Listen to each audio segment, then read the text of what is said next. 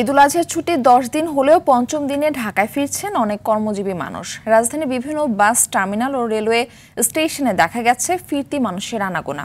তবে কোথাও তেমন ভিড় বা বিশৃঙ্খলা নেই।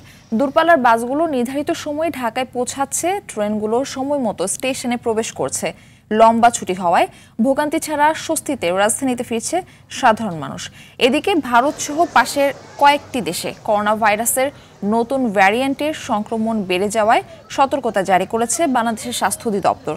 জরুরি প্রয়োজন ছাড়া এসব দেশে ভ্রমণ না করার নির্দেশনা দেওয়া হয়েছে।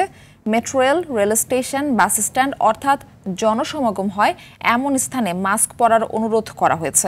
এছাড়া শিক্ষা প্রতিষ্ঠান চালু হওয়ার পর মাস্ক পরাসহ স্বাস্থ্যবিধি মানতে নির্দেশনা দেওয়া হয়েছে।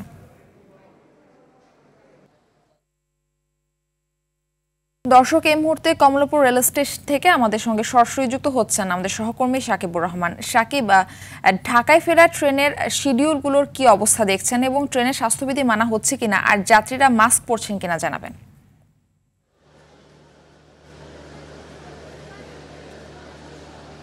মারফি, আসলে রাজশাহী থেকে যে ট্রেনগুলো ঢাকায় ফেরত আসছে সেটি বাদে সবগুলোই কিন্তু সময় মতো এসেছে এবং যাত্রী যারা রয়েছেন তারা বলছেন যে আসলে তারা স্বাচ্ছন্দ্যেই ঢাকা ফিরে আসতে পেরেছেন।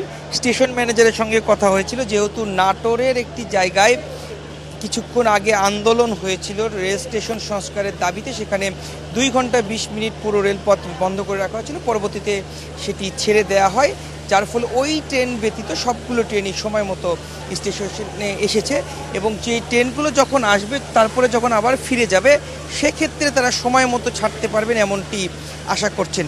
আরেকটি বিষয় যেটি জানতে চেয়েছেন যে মাস্ক পরার বিষয়ে, এটি আসলে রেলওয়ে কর্তৃপক্ষ বলছেন যে সাধারণ যাত্রীকে তারা সচেতন করছে, তবে আমরা যাত্রীদের মাঝে তেমন সচেতনতা দেখছি না। বেশিরভাগ মানুষের মুখে মাস্ক নেই। হঠাৎ 2-1 মানুষকে দেখা যাচ্ছে তারা মাস্ক পরে এসেছেন।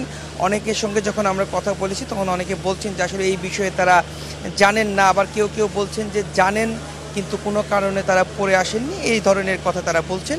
স্বাস্থ্যবিধি মানানোর জন্য রেলওয়ে কর্তৃপক্ষ উদ্যোগ নিয়েছে, মানুষকে সচেতন করার চেষ্টা করছে, তবে সেই বালায় এখন পর্যন্ত দেখা যাচ্ছে না। আমরা আশা করছি আগামী 2-3 দিন পরে যখন ফিরতি যাত্রায় মানুষের চাপ বাড়বে তখন আসলে মানুষের মাঝে স্বাস্থ্যবিধি মানানোর বিষয়ে তারা আসলে কতটুকু কঠোর হয়, কিংবা মাস্ক না পরে যদি ট্রেনে ওঠে সেখানে কোনো বাধা পায় কিনা সেটি আসলে দেখার বিষয়। তারা বলছেন যে তারা চেষ্টা করছেন, আসলে দেখার বিষয় যে আসলে সেই সময় সেটি সফল হতে পারে কিনা। তো এই ছিল আমার কাছে রেল স্টেশন থেকে সর্বশেষ। মারফি। সাকিব, আপনাকে ধন্যবাদ।